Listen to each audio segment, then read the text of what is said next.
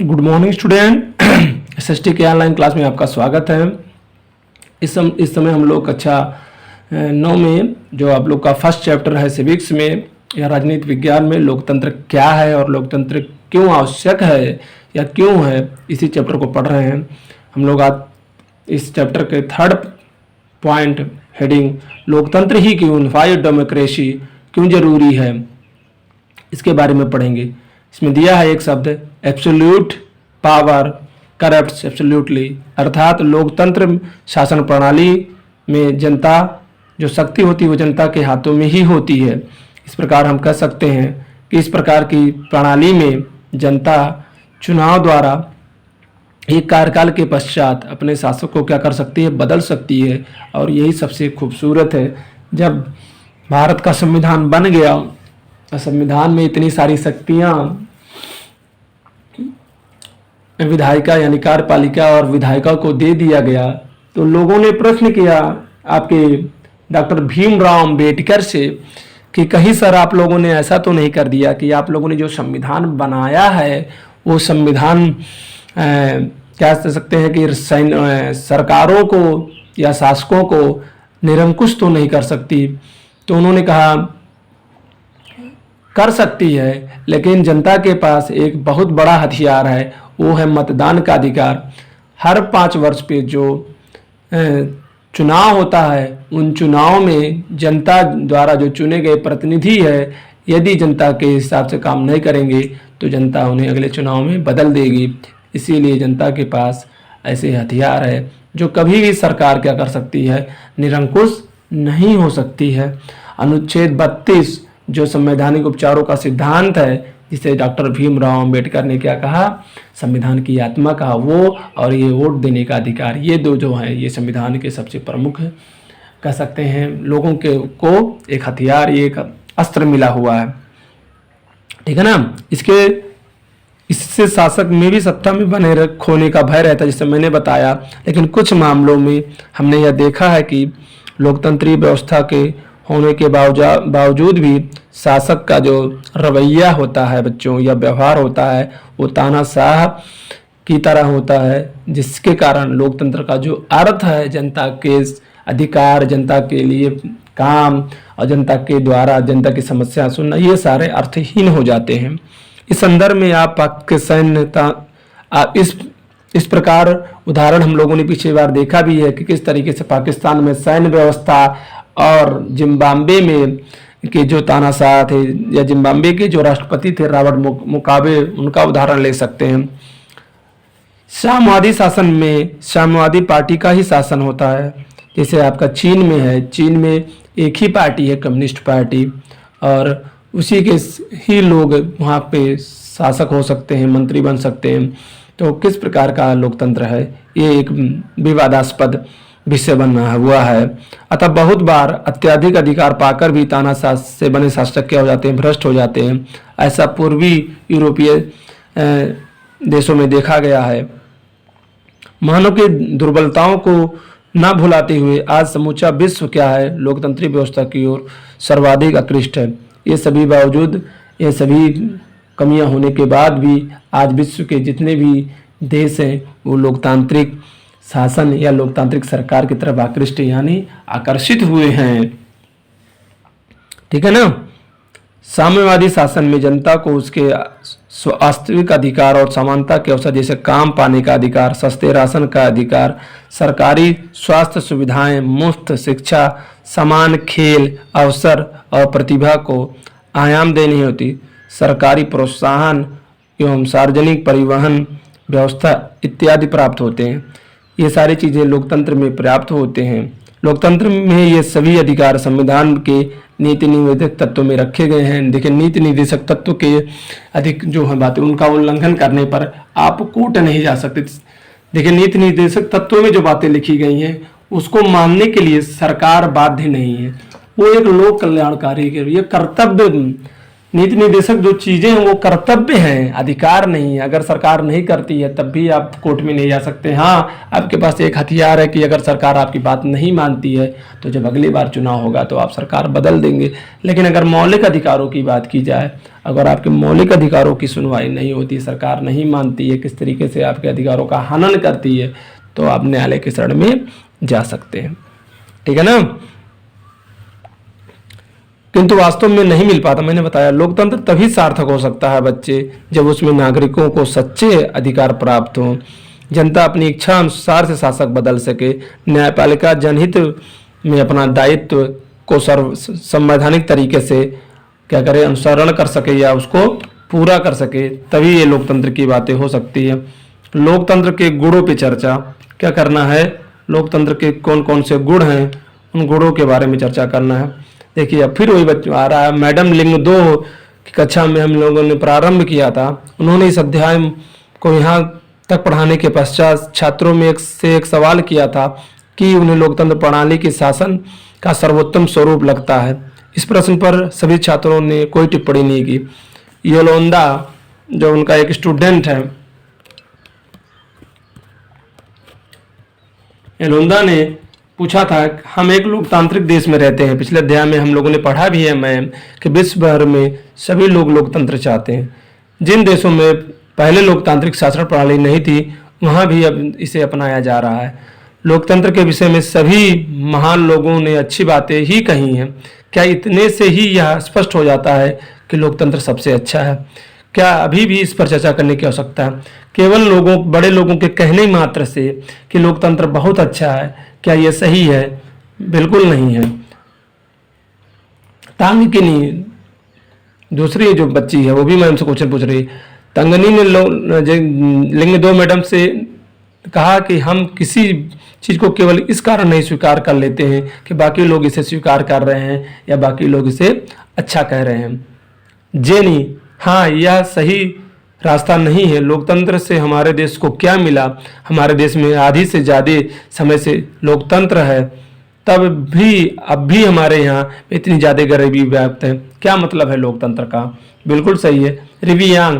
पर इसमें लोकतंत्र क्या कर सकता है? क्या हमारे यहाँ लोकतंत्र के कारण गरीबी है या फिर लोकतंत्र होने के बावजूद भी गरीबी है? जेनी, जो भी हो इससे क्या फर्क पड़ता है? असली मुद्दा तो यह है कि हम लोकतंत्र को शासन का सर्वश्रेष्ठ रूप नहीं मान सकते। लोकतंत्र का अभिप्राय अस्थिरता, अराजकता, दिखावा और भ्रष्टाचार भी है। देश की परवाह किससे है? राजनेता एक दूसरे से लड़ने में ही, अपने लाभ सिद्ध करने, अपना का उल्लू सीधा करने में ही लगे रहते हैं। पाइमोन, सवाल यह उठता है कि फिर इसके स्थान पर कौन सी प्रणाली अपनाया जाए? क्या अंग्रेजी शासन वापस लाया जाए या फिर बाहर से किसी देश से किसी राजा को देश में शासन करने के लिए बुलाया जाए? रोज, पता नहीं, लेकिन मेरे समझ से देश को एक ताकतवर और मजबूत नेता की आवश्यकता है। नेता ऐसा हो जिसे चुनाव और संसद की परवाह ना हो, सभी अधिकार एक ही नेता के पास हो, देश में जो भी हो जरूरी हो वह सब करने में सक्षम हो। इसी से देश का भ्रष्टाचार और गरीबी मिटेगी। तो फिर तो यह तो तानाशाह हो जाएगा, परवेज मुशर्रफ और सद्दाम हुसैन और कर्नल गद्दाफी और रॉबर्ट मुगाबे की तरह। फिर जनता लोग तबाह। कोई जरूरी है कि जो जिनमें इतनी शक्तियां हों वो तानाशाह और निरंकुश ना हो? कोई पर्दे के पीछे चलाए तो इसी को तो तानाशाही कहा जाता है। बिल्कुल सही कहा। 2 यदि एक व्यक्ति सत्ता का उपयोग केवल अपने लिए और अपने परिवार के लिए करने लगे तब क्या होगा? यदि वह स्वयं भी भ्रष्ट हो जाए, जो भी ऊपर बच्चे ने कहा, तो वही मैं भी कह रहा हूँ कि अगर वो भ्रष्ट हो जाए, इतनी ताकत आ जाए, तब क्या करोगे? तो तुझे हटा भी नहीं पाओगे रोज। मैं केवल ईमानदार, मजबूत और संजीदा नेता की बात कर रहा हूँ। तो हम कैसे चेक कर सकते हैं कौन सा व्यक्ति ईमानदार है, कौन सा व्यक्ति बेईमान? जब तक सत्ता नहीं मिलती है, सारी राजनीतिक पार्टियां, सारे लोग अपने आप को ईमानदार, कर्तव्यनिष्ठ, संघर्षशील, जुझारू कहते हैं, और जैसे ही सत्ता पाने के बाद सब लोग अपना स्वार्थ सिद्ध करने लगते हैं। ठीक है ना। 2 यह ठीक नहीं है। तुम वास्तविक लोकतंत्र की तुलना तानाशाही से कर रही हो। हमें वास्तविक की तुलना वास्तविक से और आदर्श की तुलना आदर्श से ही करनी चाहिए। एक बार तानाशाहों के वास्तविक जीवन के बारे में पढ़ो। वे सबसे ज़्यादा क्रूर, भ्रष्ट और स्वार्थी होते हैं। होता केवल यह है कि हमें उनके विषय में जानकारियाँ उपलब्ध नहीं हो पाती और सबसे बड़ी गड़बड़ी तो यह है कि आप उन्हें सत्ता से हटा भी नहीं सकते। मैडम लिंग 2 इन चर्चा को पूरी दिलचस्पी से सुन रही थी और उन्होंने हस्तक्षेप किया। क्या कहा? आप सब जिस प्रकार मग्न होकर इस चर्चा में लगे हुए हैं, मुझे यह देखकर बहुत खुशी हुई।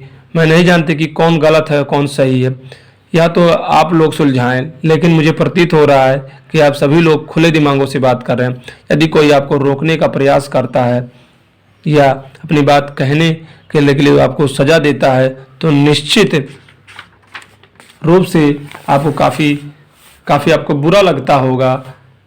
आपको बुरा लगता हो। क्या आप ऐसे देश में भी कर सकते जहाँ लोकतंत्र ना हो? ये लोकतंत्र के पक्ष में अच्छा तर्क है। अभी बच्चे सब लोग बात कर रहे थे, जब तक जीएम जो लिंग 2 मैडम उन्होंने टोका, कहा कि ये आप लोग चर्चा कर रहे हैं गलत है या सही है, इससे मुझे नहीं मतलब है, लेकिन आप लोग अपने खुले विचारों से अपनी बातें कर रहे हैं। लेकिन बच्चों, जो अपना आप लोग ये वक्तव्य रख रहे हैं, अपना मत रख रहे हैं स्वतंत्र रूप से, अब ये सोच लो अगर ये आप सऊदी अरब में, इराक में, पाकिस्तान में या जिम्बाब्वे में होते या लीबिया में होते तो क्या आप ये अपने वक्तव्य रख पाते? कतई नहीं रख पाते, क्योंकि यहाँ पे बोलने की स्वतंत्रता नहीं है लोगों को। ठीक है ना? लोकतंत्र के खिलाफ तर्क। इस चर्चा में लोकतंत्र के खिलाफ अधिकांश तर्क सामने आए हैं जिन्हें हम सामान्यतः सुनते रहते हैं। ये तर्क इस प्रकार है। अयोग का बोलबाला होता है, अयोग्यता का बोल। प्लेटो और अरस्तु ने लोकतंत्र को मूर्खों की सरकार की संज्ञा दी। बिल्कुल सही है, क्योंकि जो होशियार होते हैं वो लोग का संगठन होता ही नहीं है। H.G. वेल्स के अनुसार लोकतंत्र बुद्धिहीनों अज्ञानियों का शासन है। बिल्कुल सही है। प्रजातंत्र में मूर्ख, विद्वान, सच्चे, झूठे, चरित्रवान, चरित्र भ्रष्ट सभी को शासन करने का समान अवसर मिलता है। बिल्कुल सही है, ये समानता का अवसर है। प्रजातंत्र में प्रायः सत्ता योग्य हाथों में न जाकर अयोग्य हाथों में चली जाती है। भारत में अक्सर देखा जाता है कि सभी दल के प्रमुख जो अध्यक्ष होते हैं भाई भतीजावाद में पढ़कर अयोग्यता को ही पूजा करते हैं। बहुत सारे ऐसे हैं। जातिवाद, धर्म, क्षेत्रवाद है भारत में, ये तो बहुत भयंकर है। समय और धन का अपव्यय होता है। लोकतंत्र में चुनावी प्रक्रिया में करोड़ों का खर्च होता है। ये तो बिल्कुल सही है। इसीलिए काफ़ी दिनों से ये मांग चल रही है कि पूरे भारत में एक साथ चुनाव कराया जाए और चुनाव का जो खर्चा है वो सरकार उठाए, जिससे जो चुनाव में धन बल बाहुबल लगता है उसकी कमी है। ये सुधार की प्रक्रिया भारत में चल रही है और हो सकता है भविष्य में ये सुधार हो। चुनाव की प्रत्याशा में जनता बढ़ने वाली महंगाई के आभास से ही भयभीत हो जाती है। जितने बार चुनाव होगा उतनी ही महंगाई बढ़ेगी। प्रत्येक इसके अतिरिक्त जनता के प्रतिनिधियों के वेतन भत्ते और रूप से बढ़ते हैं, जो क्या होता है, राष्ट्रीय आय का बहुत बड़ा अनावश्यक खर्चा होता है। होता क्या है, जनप्रतिनिधि और जो विधायक होते हैं या नेता होते हैं, उनके धन बढ़ोतरी के लिए वे लोग आपस में एक हो जाते हैं और अपना वेतन भत्ता और सारी चीज़ें बढ़ा लेते हैं। मुझे ये बात समझ में नहीं आता कि जब इनको सारी चीज़ें मिलती हैं, इतना पैसा मिलता है, तो सरकार इनको छूट क्यों देती है? कैंटीन के लिए छूट, हवाई यात्रा के लिए, टेलीफोन के लिए, तेल, हर चीज़ छूट क्यों देती है? इनको एक पैसे की छूट नहीं देनी चाहिए। और इस समय कोरोना काल है, इसमें तो सारी चीज़ें बंद कर दें, इनके सारे वेतन भत्ता सब बंद कर देना चाहिए। जब भी भारत में संकट आता है, कहते हैं भारत के लोग गरीब हैं, लेकिन जब भी भारत में कोई संकट आता है, चाहे कोरोना हो, लड़ाई हो, युद्ध हो, भूकंप हो, चाहे चीज़ हो, तो गरीबों से ही, सामान्य जनता से ही चंदा लिया जाता है। नहीं कि नेताओं के 6 महीने साल भर के वेतन या संसद निधि या जो चीज़ें इनसे काट कर लिया जाए, कभी नहीं होता है। ये एक बड़ी विडंबना है। ठीक है, खर्चा हो जाता है। प्रायः लोकतंत्र में उसी कार्यक्रम में धन खर्च किया जाता है जिससे अधिक धन प्राप्त किया जा सके। यानी कहने का मतलब ये, सरकार भी दुधारू गाय को ही चारा खिलाती है। यानी जो विभाग आपको ज़्यादा लाभ दे सकता है उसी विभाग में इन्वेस्टमेंट भी करना चाहती है। ठीक है, प्रायः लोकतंत्र में साहित्य कला संस्कृति के विकास पर ज़्यादा ध्यान दिया जाता है। ध्यान दिया जाना चाहिए, उतना ध्यान नहीं दिया जाता, क्योंकि यहाँ से कुछ मिलने वाला है नहीं। धनवानों का बोलबाला। चुनाव प्रणाली में भी आपका ग्राम पंचायत स्तर के चुनाव हुए हैं, इसमें आप लोगों ने देखा धन, बल, शराब और अन्य चीज़ों की बातें चल रही हैं। यह बहुत खर्चीला है और इसमें दबंग लोगों की बातें, बहुत से ऐसे जगह हैं जहाँ अभी भी आप सामान्य व्यक्ति चुनाव नहीं लड़ सकता, डर के मारे वोट नहीं दे सकता। बहुत से ऐसे लोकल जगह हैं, प्रतापगढ़ है, गोंडा है, बहुत सी जगह ऐसे हैं जहाँ पे अभी भी बाहुबलियों का बोलबाला है। कहने को लोकतंत्र है, लेकिन धरातल पर या जमीनी स्तर पर ऐसा नहीं है, जिस कारण से साधारण जनता चुनाव नहीं लड़ सकते, केवल धनाढ़ वर्ग ही चुनाव लड़ सकते हैं। निर्वाचन पद्धति के कारण धनाढ़ वर्ग गरीब मतदाताओं को का मत खरीद कर चुनाव जीत जाते हैं, और निर्वाचन में चुने जाने के बाद धनाढ़ वर्ग क्या करता है, अपने हितों की रक्षा करता है और पैसा कमाई करता है। दलगत अवगुण, दलीय व्यवस्था होने के कारण लोकतंत्र में अधिकांश दल देश के अधिक दलीय हित और स्वयं के हितों के लिए ध्यान देते हैं, कोई देश के बारे में नहीं सोचता। अगला जो है वो हम लोग का अंधभक्ति, इसे हम लोग आगे पढ़ेंगे।